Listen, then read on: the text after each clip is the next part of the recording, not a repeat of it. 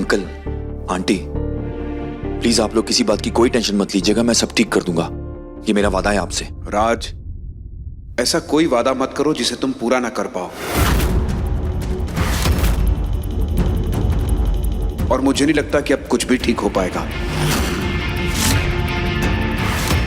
राज, तुम्हारी दीदी को जो चाहिए अगर मेरे बस में होता तो कब का दे चुका होता। लेकिन मैं अपनी बेटी की शादी की खुशियां अपने उसूल बेचकर नहीं खरीदूंगा। बात क्या है अंकल? ऐसा भी क्या मांग लिया दीमा ने आपसे? ये तुम अपनी दीदी से पूछो तो ज्यादा अच्छा होगा।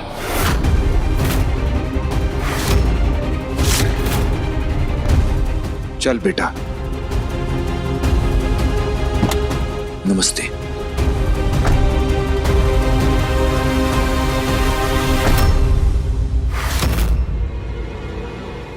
राज, तुम पक्का सब सही कर दोगे ना? तू टेंशन मत ले, ठीक है?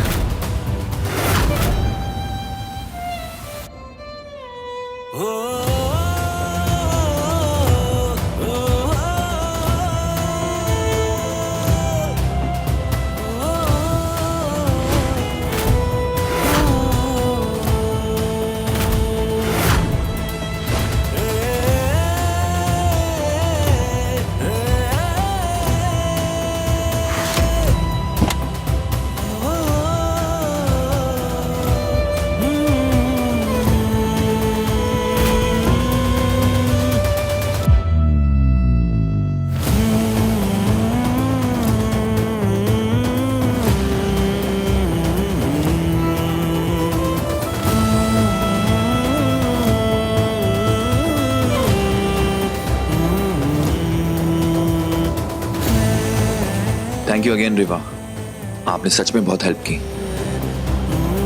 आज अगर आप यहाँ नहीं होती और श्रुति को कुछ हो जाता तो पता नहीं मैं क्या कर लेता खुद के साथ। आगे भी आप ऐसे ही रहिएगा उसके साथ और उसका ख्याल रखिएगा। आपको ये सब कहने की जरूरत नहीं है। और वैसे भी हम श्रुति दी के साथ रहेंगे और हमेशा उनका ध्यान रखेंगे। और शादी के बाद तो आप खुद ही उनके साथ रहेंगे। जी बिल्कुल।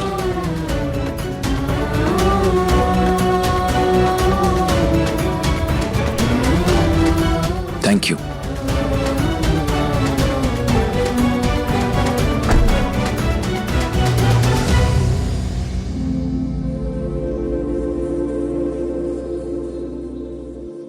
ऐसा भी क्या मांग लिया दीमा ने मोहन अंकल से जो शादी कैंसिल करने की नौबत आ गई?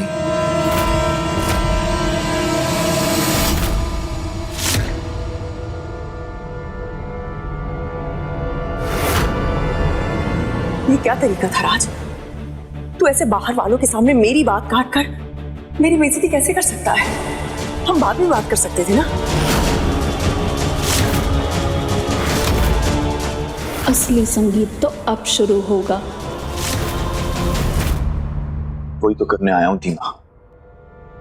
आप बताइए, आपने श्रुति के पेरेंट्स के सामने ऐसी कौन सी डिमांड रखी है?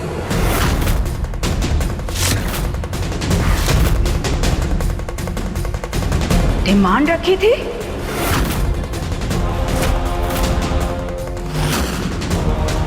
इतने पढ़े लिखे होकर तूने लेन देन की बात की कश्मीरा? हमारी परंपरा को तोड़ के रख दिया।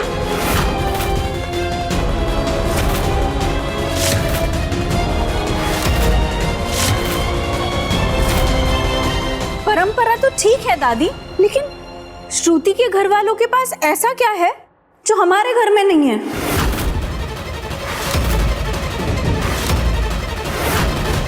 भैया उन्होंने साफ बोला है कि दीदी ने डिमांड की है अब कुछ भी हो, सुनने में तो दहेज ही लगेगा ना।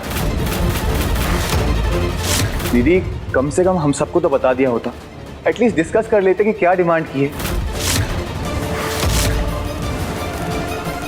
आप बोलिए थी माँ, आपने मोहन अंकल से ऐसा क्या मांग लिया जो वो नहीं दे सकते, और इतना बुरा मांग गए? 1 मिनट, आप सबकी तसल्ली के लिए मैं आपको बता देती हूँ, मैंने कोई जमीन जायदाद या बंगलो नहीं मांगा उनसे, सिर्फ एक छोटा सा फेवर मांगा था। और अगर उनकी जगह पे मैं होती, मैं बिना सोचे समझे उनको सब कुछ दे देती। इतना ड्रामा करने की जरूरत नहीं थी राज।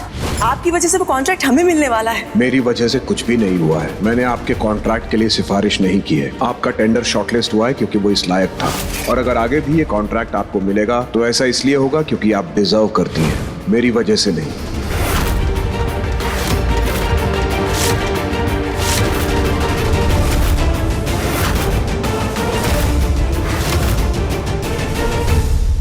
आप मोहन अंकल को कब से जानती हैं? फिर जरूरत क्या थी उनसे ये फेवर मांगने की? आपको खुद पे भरोसा नहीं है, मुझ पे भरोसा नहीं है। हमें ये टेंडर मिल जाता, लेकिन किसी के उसूलों का गला घोट कर नहीं, बल्कि अपने दम पर।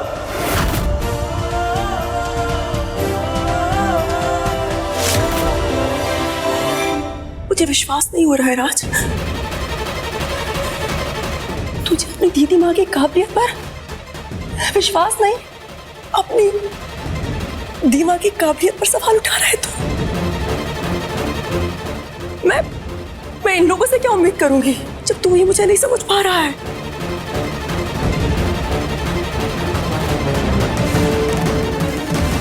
और आप सब ऐसे क्या देख रहे हैं? आप लोगों को भी मुझसे सवाल करने हैं, पूछना है?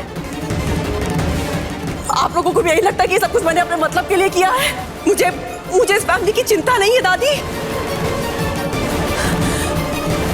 मैंने अपनी पूरी जिंदगी लगा दी, पूरी जिंदगी दिन रात एक कर दिए इस बिजनेस को इस मुकाम तक पहुंचाने के लिए। यहां तक कि मैंने अपने परिवार, अपने ससुराल के बारे में नहीं सोचा, सब कुछ छोड़कर चली आई यहां पे आप सबको संभालने के लिए। उसके बदले में मैंने कभी कुछ नहीं मांगा तुम लोगों से। आज मोहन जी से एक फेवर मांग लिया, वो भी अपने खुद के दामाद और की बेटी के अच्छे भविष्य के लिए। सबने मुझ पे उंगलियां उठा दी।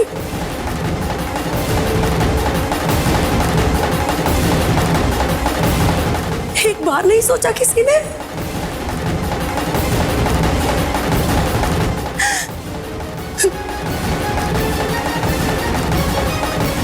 ऐसा लग रहा है जैसे सब कुछ पानी में बह गया हो। मेरी पूरी जिंदगी का त्याग, बलिदान, सब कुछ ऐसे ही चला जाएगा।